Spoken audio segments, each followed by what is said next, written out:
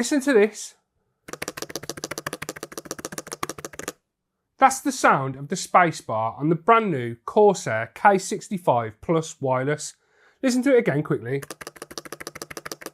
It finally doesn't sound like kicking a bucket full of spanners down a cobbled street.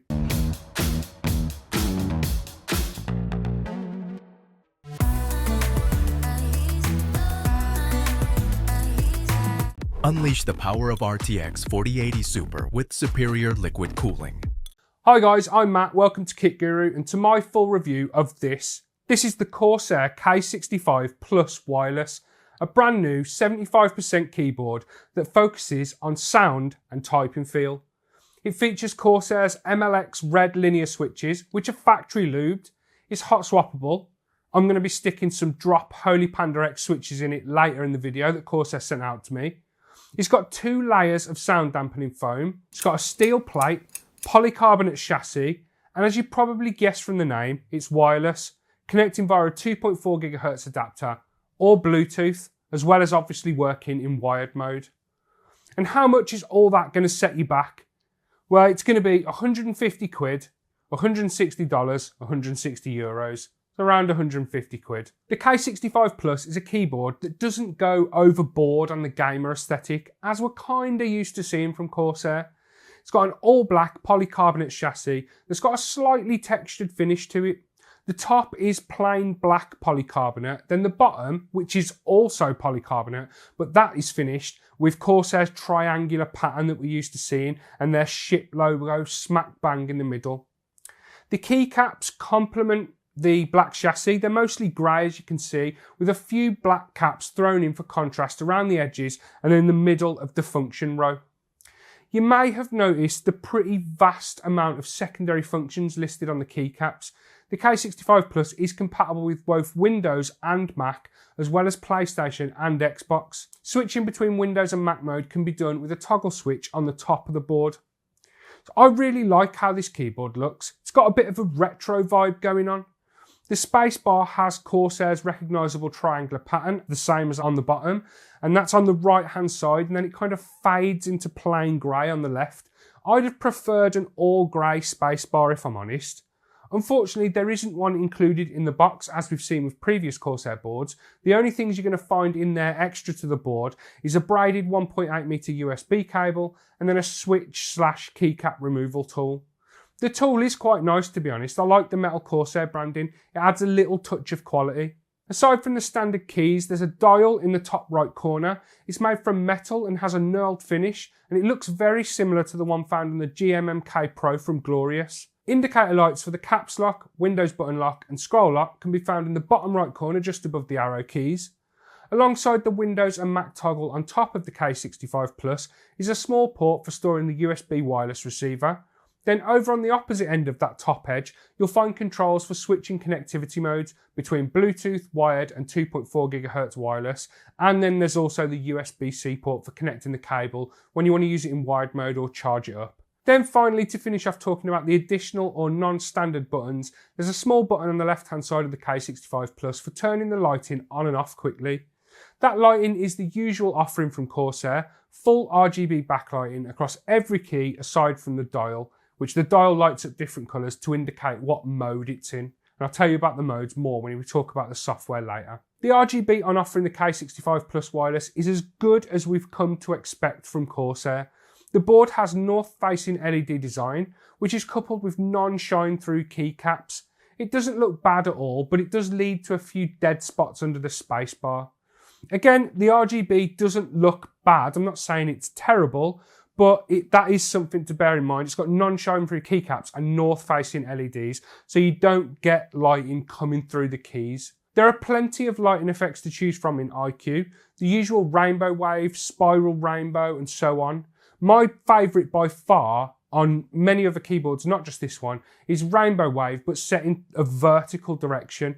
Maybe that's just me though. How do you run your keyboard lighting? Do you have it fancy or do you have it simple? Finally, the shape of the board overall. The chassis does have a very gentle incline with the feet folded flat, but you do have the option of extending the feet to 2 different angles. Corsair didn't specify what they are, but they're pretty standard feeling. I prefer the maximum amount of typing incline on this and all keyboards that I use. I find it the most comfortable for day-to-day use. Alongside the adjustable feet on the bottom of the board are 4 rubber pads that will help keep the board in place when it's on your desk. The K65 Plus Wireless feels stable when placed on the wooden surface of my desk, and it's never moved when I didn't want it to. The build quality feels okay. This is a fully polycarbonate chassis, which I would like to have seen an aluminium case, but with that being said, it still feels well made and solid, and boards with full metal cases and the features that are on offer in the K65 Plus are usually more expensive. Like a fully built GMMK Pro, for example, will run up to close to twice the price of this keyboard. The dial has a very, very small amount of wobble, not a worrying amount, but it does move in its housing slightly. The rest of the additional buttons are all plastic, but they all do feel well made and sturdy. They don't move very much at all, unlike that dial. The nature of the chassis being polycarbonate does lead to a bit of flex in the body, but on the flip side, it does provide a more dampened typing sound, which we're going to have a listen to in a little bit. The whole thing weighs almost a kilogram, or £2 in American money. Overall, it's a well-built, solid feeling board on the most part. The dial could be better, but it's not a major issue. Overall, I'm quite pleased with how this thing feels. Moving on to talk about keycaps, switches and acoustics then. The keycaps are listed in the specs that I received as single shot die-sub PBT, which is interesting as the legends, as you've noticed, are lighter than the actual keycap colour, which leads me to think that they're reverse die-sub printed keycaps, which is a more expensive process of producing keycaps. I have reached out to Corsair, but I haven't had an answer on exactly what they are at the time of filming this video, but if I find out more, I'll drop it in a pinned comment. The keycaps though, they do feel nice under the fingers. They have a smooth finish and they feel really soft when you're typing. The switches, the standard switches that come with it, are Corsair's MLX Red linears. They come factory lubed and they feel great. They have an actuation distance of 1.9mm, actuation force of 45 grams and 4mm of total travel. As I mentioned at the start of the video, the K65 Plus is Hotswappable. Corsair sent me over some Holy Panda X switches from Drop, as they are now part of the Corsair group alongside Elgato, Scuff and Origin PC. Here's a sound test of the K65 Plus Wireless with both the standard Corsair MLX switches and then the Drop Holy Panda X's.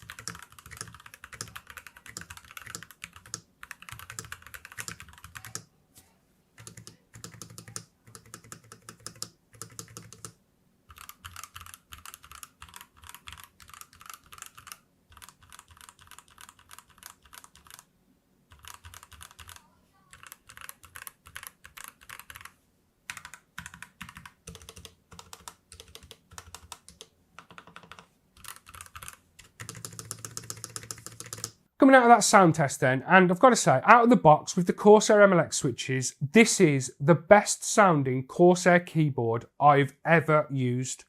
The spacebar is absolutely miles ahead of anything I've seen or heard from them for as long as I can remember. The difference between this and, say, the K65 Pro Mini is astounding. It's a night and day difference, and to be fair, that's a long time overdue.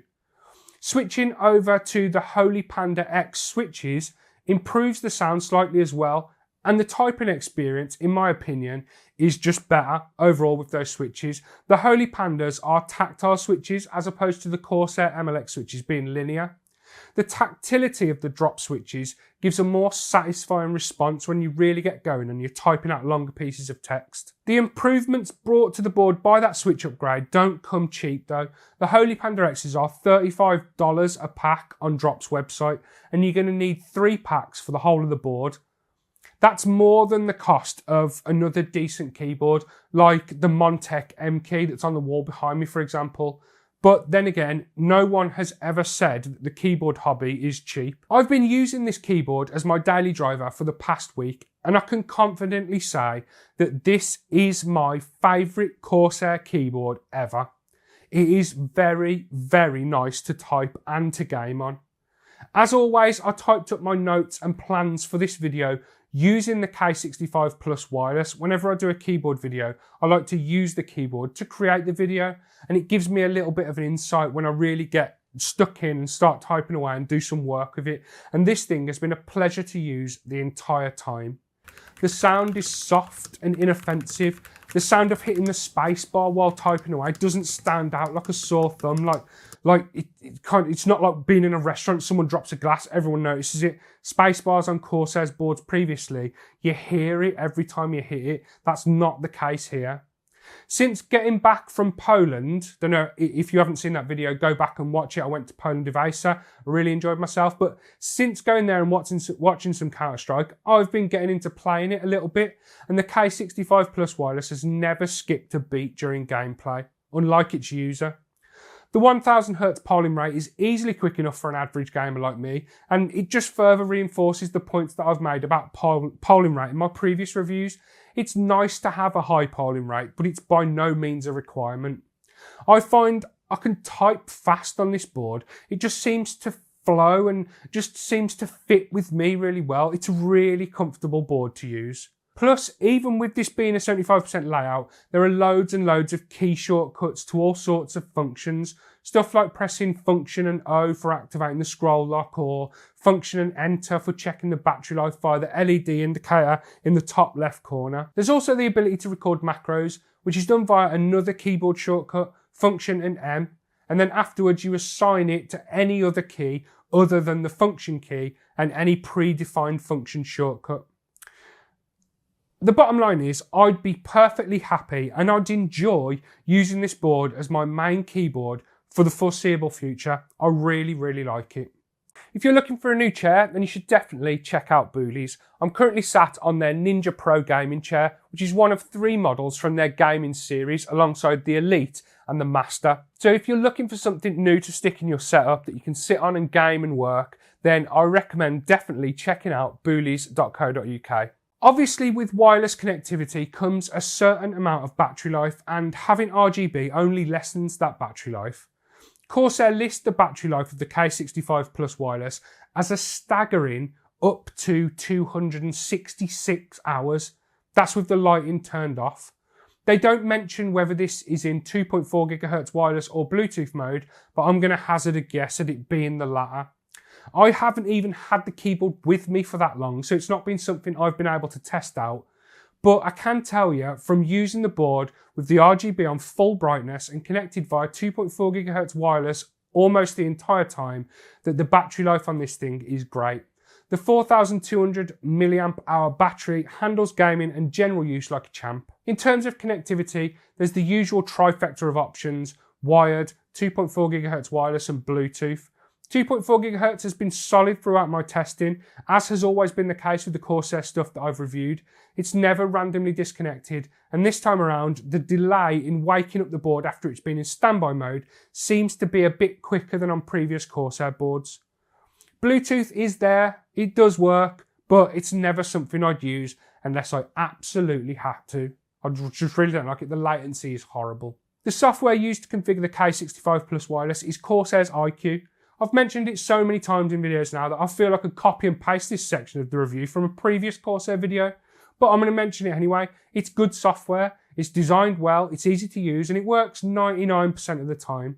The only issues I ever have with it is that it will sometimes have a bit of a paddy when trying to update firmware for various devices, occasionally needing a retry to download and push the firmware out to a device. Other than that, I like it. Options for the K65 Plus Wireless with iCUE are pretty limited.